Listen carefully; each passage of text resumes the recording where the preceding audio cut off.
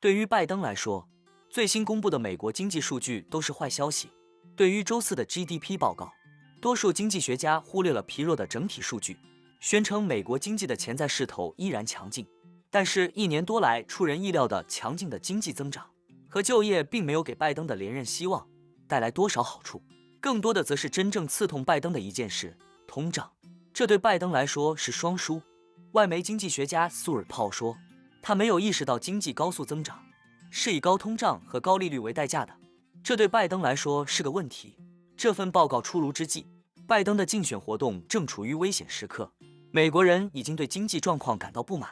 研究表明，选民在选举前大约6个月就开始对经济方向做出决定，也就是现在。就在3个月前，市场还认为美联储激进的加息行动似乎终于让通胀降温。在2022年6月达到7%以上的峰值后，美联储最青睐的通胀数据 PCE 物价指数年率一路跌至 2.4%。值得注意的是，通胀的下降并未损害经济增长或就业。2023年美国 GDP 增长 2.5%， 超出了所有人的预测。失业率保持在 4% 以下，这让预测者大吃一惊。在增长方面，最新数据与这一趋势一致。美国1季度 GDP 增速放缓至 1.6%， 但部分原因是库存减少和贸易逆差扩大。经济学家很快指出，剔除库存、贸易和政府支出的更真实的潜在指标反而增长了 3.1%。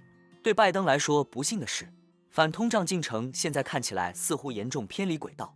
自1月份以来，月度通胀数据基本持平。周四公布的报告显示，剔除波动较大的食品和能源的核心 PCE， 第1季度折合成年率增长 3.7%， 为1年来首次加速增长。就在最近的4月10日，拜登还坚持他的预测，即美联储将在今年年底前降低利率。目前的联邦基金利率处于20年来的最高水平。然而，最新的经济数据公布后，政策制定者更有可能进一步推迟降息，甚至可能面临考虑借贷成本是否足够高的压力。最后，我们总结一下，通胀和利率的下降对选民和拜登都有好处，但真正会让美联储降息的是糟糕的经济数据。那我们今天的内容就先分享到这里。如果您有房产买卖委托或是相关问题，都欢迎留言私讯我。那我们下一支影片见了，拜拜。